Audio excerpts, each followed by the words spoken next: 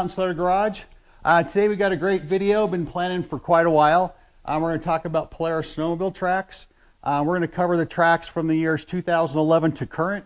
Pretty much every model mountain snowmobile track Polaris has made, so you can recognize them, and when you want to change your track out, you can see what options you have out there. Or if you want aftermarket tracks, we're going to talk about aftermarket tracks as well. So the video I've been looking at making for quite a while because I see a lot of questions about it on social media. What do I have to do to change my track out? What are my options? What are the better options? It's really hard to give you a really good idea on what's the best track for you because everyone's riding conditions and needs are so much different. Snow's different in different parts of the country. Machines are different. Some machines are tuned better than others. Some have more power than others. So it's really hard for me to tell you that one track is any better than the other for you. But anyway, so we're going to go over tracks, what your options are. But we're going to start with the basic. What are the track basics, the things you need to know in order to kind of make a good choice on a track? So the first thing is track length. That's essentially just the circumference of the track all the way around in a circle. Most mountain tracks in this day and age came in a 146, 155, 163. Now it's a 165 or a 175.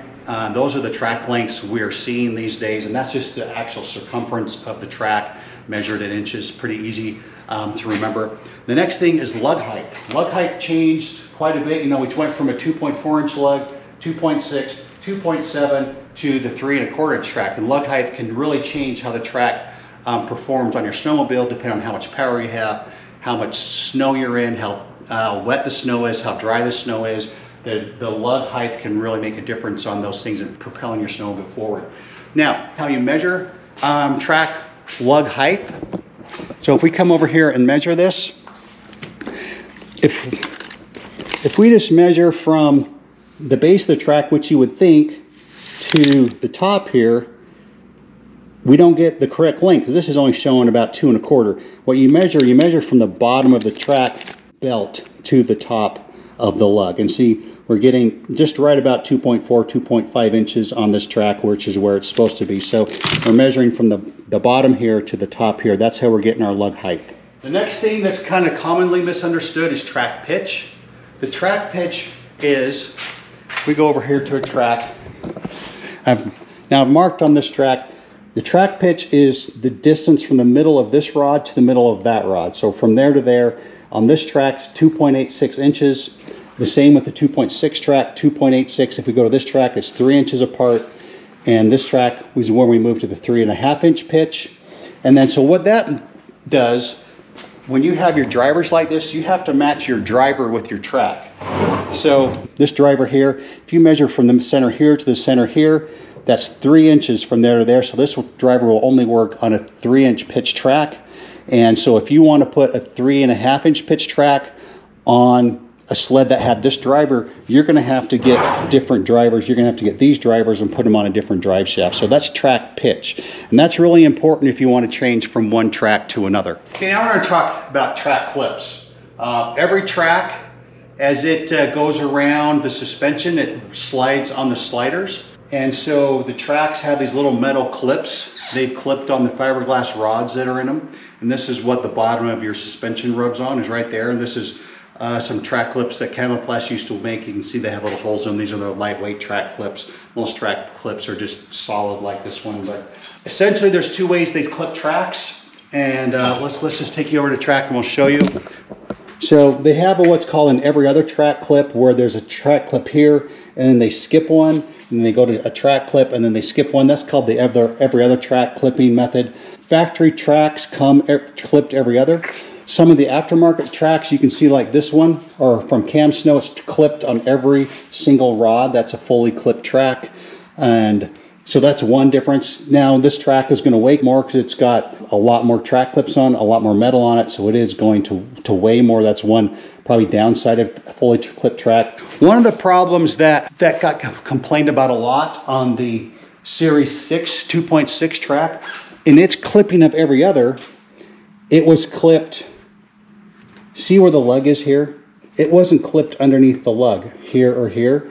And so when you'd go down the trail, all the pressure from your snowmobile would push on that lug and push this rubber piece up against the bottom of your suspension, it would wear quite a bit there. And if you're doing longer trail rides to get into your mountains riding, it would wear through the rubber into the fiberglass rod instead of wearing right here on the track clip where it's supposed to. And so in 2020, Polaris changed how they clipped this. So instead of, this is one of the older ones, so instead of clipping it here, the 2020 and newer 2.6 tracks are clipped here instead. So if you're looking for a 2.6 track, I'd highly recommend you get the newer one that's clipped underneath the lug instead of out here where there's no lug. I never had that wear problem on any of my 2.6 tracks because where I ride here in Utah, our trail rides into our riding areas are pretty short, 2-3 miles at the most.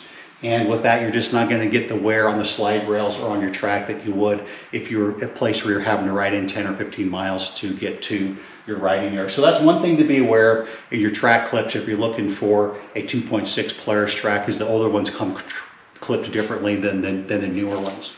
Now, the last thing we're going to show you, as far as kind of this basic understanding of snowmobile tracks, tracks are all directional. They're supposed to be installed on your sled in a certain direction so it rotates the correct direction for the lugs to work the way that they're supposed to work in gripping the snow and pushing your snowmobile forward. So every track has little arrows on them in the way that they're supposed to go on your snowmobile. And how you know that is, those arrows, if you're facing the back of your sled like this, those arrows are supposed to point away from you. They point in the direction of normal track rotation towards the front of the sled. Notice I've marked those little arrows on these tracks. See this arrow here, I just put a little mark on the arrow. All tracks have a little arrow in which direction it's supposed to go. So if we're facing the back of the snowmobile, that arrow should be pointing up underneath the tunnel. If we go over to this track that's up on the track stand, you can see this is how it should be. We got a little arrow there. It's pointing forward because the track's going to rotate that direction. So the first Polaris track that came on the Polaris Pro, the Pro was made from 2011 to 2015. You can get it in a 155 or 163. They called it the Series 5 track. The lugs were 2.4 inches tall, and most of these tracks I tried to get a 155 just to give you a weight comparison. This 155 Series 5 track weighed 47 pounds. The other thing you have to know in your track is what the pitch is. These tracks came in a 2.86 inch pitch. That's the one track that was available in those years. It came in the two sizes. So in my opinion, this track, just not a great deep snow track. The lugs are too short. It just didn't perform very well. If you had a Pro, if you went to the next track, the Series 6 track with the 2.6 lug that Polaris came out with, if you put this track on this snowmobile, the 2011 50, it made a huge difference. So this was actually a really good, kind of the go-to track for a long time. Polaris came out with in 2016 when the Axis was first introduced. You can still get this track today on some snowmobiles in the Matrix chassis and some of the leftover Axis stuff, so they're still making it. You can still get it. It's 2.6 lug, came in 155 and 163 lengths, and this 155 weighed just over 47 pounds, and it's a 2.6 inch pitch. Really good track. It was kind of the go-to track for most mountain riders over that time period up until 2020 when the Series 8 track came out. We'll talk about that in a minute. But the only other track available during this time period was the Series 7 track, which is this one. It's the Polaris' 3-inch lug track. And one of the things they did when they went to the 3-inch lug track, they changed the pitch from 2.86 to the 3-inch pitch on this track. And so if you're going to interchange these two, you are going to need different drivers because the drivers are a teeny bit different. But this track pretty much manufactured from the 2016 to 2023. Last year was the last year you could order this track on a snowmobile because it was replaced this year by the Series 9 3.25 inch track. 3-inch lugs, 155 inch track, weighed 51 pounds. A little bit heavier than the Series 6 or the Series 5 tracks, but not bad. This track kind of got a bad reputation as far as for being too stiff and trenching quite a bit. It wasn't a very popular track with some people. That's kind of the thing you probably see the most on social media, this track trenching quite a bit. The next track that came out, if we move on into the series, we got into the Series 8. This was introduced in 2021. Really a pretty good deep snow track. It really kind of replaced the 2.6 inch Series 6 track. So this track came on the Axis and the Matrix chassis from 21 to current, called the Series 8. has a 2.7-inch lug, and the 155 weighs 42.5 pounds. So it was a pretty light track. The way they lightened it, there's a couple ways they lightened it. That went from the 3-inch and the 2.86-inch pitch to the 3.5-inch pitch. And what that did, that spread out the distance between the lugs. And so you didn't have as many lugs, and you didn't have, this crossbar here is made out of fiberglass. So you didn't have as many lugs, you didn't have as many fiberglass crossbars, and with that, you didn't have as many track clips. So that took a fair amount of weight out of the track. Just because. Okay, so if we move on to the next track, the final track is the brand new track this year, kind of everyone's talking about. Haven't had a chance to get it out on the snow yet. This is the Series 9 track. First year it's available. It replaced the Series 7 3-inch lug track. It's a 3.25-inch lug, and this you can only order on the 24s and newer. You can buy one from Polaris if you want to put one on your snowmobile. In the 155, it weighed 51 pounds, so quite a bit more than the Series 8. 2.7-inch lug, going to the same track length in a 2.25-inch lug. Quite a bit heavier for this track. The pitch is the same in the Series 8 and the Series 9 track. Both are 3.5-inch pitch, so you could interchange these two tracks without doing anything really other than changing the track. You don't need to change drivers, you don't need to change your rails or anything like that. So those are the 5 Polaris tracks that came on Polaris snowmobiles from 2011 to currently. So these 5 tracks are the tracks you have to choose from if you want to replace your track with another Polaris track. The Series 5, 6, 7, 8, or 9. The only 2 that really interchange pretty easily are the Series 8 and 9 because they have the same pitch on the tracks, so you don't have to change drivers. You can just swap them out one for the other. So when I first started making this track video a couple of weeks ago, my intention was to have the factory snowmobile tracks combined with aftermarket tracks. But as I started shooting the videos, putting this together, I realized it was just going to be way too long to try and do both in one video. That's why I kind of have a part 1 and a part 2.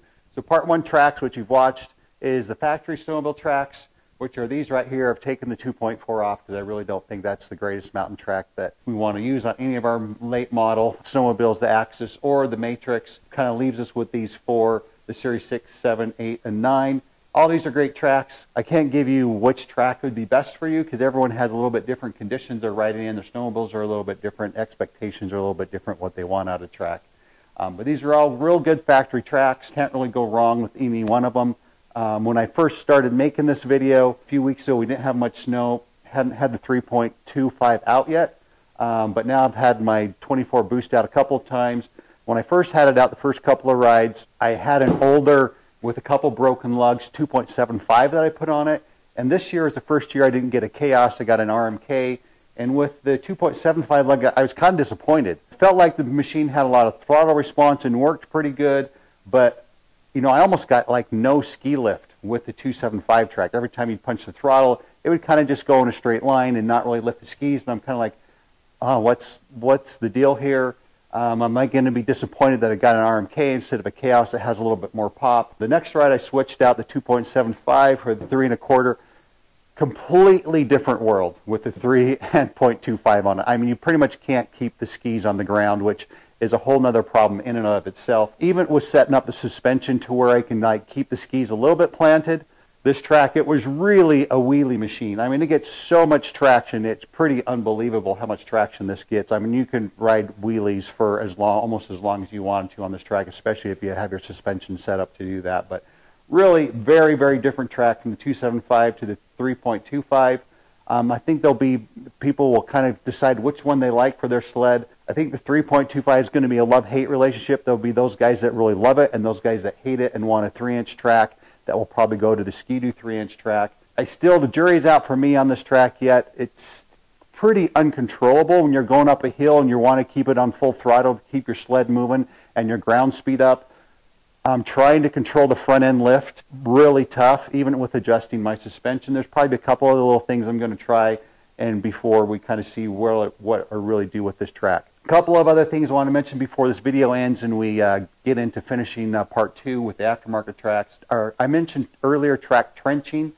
If you don't know what that is, when you're going through the powder and your track is spinning, especially if you're going uphill, the track will start to dig and your back of your sled will start to sink in the snow. the farther it sinks down, if it has something to grip on, like set up snow from the snowstorm before, it can propel your sled forward. But if it keeps sinking, what's going to happen is going to end up sitting on the running boards, and you're going to kind of trench out and stick there because your running boards are going to stick to the snow as your track digs in the snow.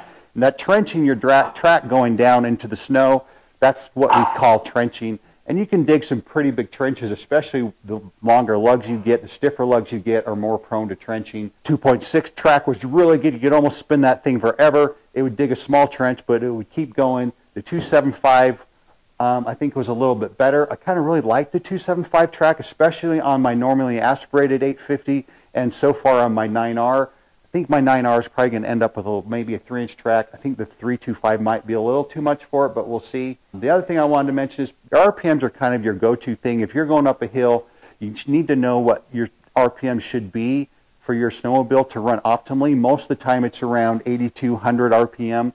You want those RPMs to stay constant as you're going up. As your sled starts to slow and you're losing ground speed, your sled should backshift. So your RPM staying constant around that 8,200 RPM range. But even though your sled's slowing down, it's backshifting so you can keep your momentum up, because that's your peak horsepower, is where your peak RPM is going to be. If your RPMs are dropping to 8,000 or 7,800, you're losing a lot of power and your clutching is not optimal if your snowmobile is doing that. So I haven't really gotten into track durability. We're going to do that a little bit more in the other video. You see a lot of complaints about tracks losing lugs and having problems. Go into a little bit more detail on that, why some of those things might be happening. But a lot of it's just, you know, as we're mountain riding, the snow is deep, deeper in some places than the others. Some places are wind blown, you're not as deep. You're going to dig down to rocks and stumps and trees and branches and all kinds of stuff that can knock a lug off. It just happens with mountain riding. You're gonna lose a lug or 2 or 3 in a season, depending on how aggressive you're riding and how low snow conditions you're riding in. As far as choosing a track, I see a lot of people on social media and some of the snowmobile forums just talking about track speed. That's kind of all I've heard about for years and years and years. I mean, even all the track speed is important. It's not the only thing. I mean, you can have all the track speed in the world, but if you don't have ground speed, your snowmobile actually moving. If you have a 146 1-inch lug track, you're going to have tons and tons of track speed, but you're not going to be able to get the traction to propel yourself forward and have ground speed. Ground speed is really what's the most important thing, because you want your snowmobile to stay moving across the snow. The main two things are track speed and traction when it comes to creating ground speed for your snowmobile. And it's a fine balance between the two. You can have too much of one and not enough of the other, and your snowmobile's not going to work very good, or too much of the other and not too much of this one, and it's still not going to work. It's a really fine balance based on how good your clutching is, what kind of snow you're in, how much power your snowmobile makes, and a number of other things that you really want to be able to create ground speed with your track. That's probably the most important thing, message I leave you with today.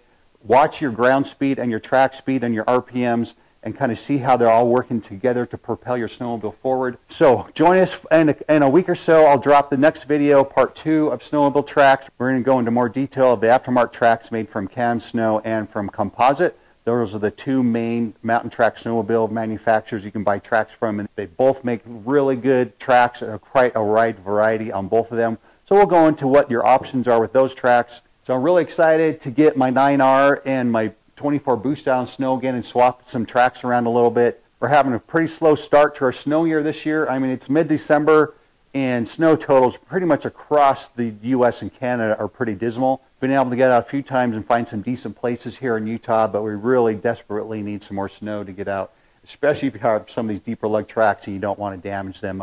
We really need some deeper snow for that. So join us for our next video, part 2 of snowmobile tracks, the aftermarket tracks, and we'll see you next time on Mountain Sledder Garage.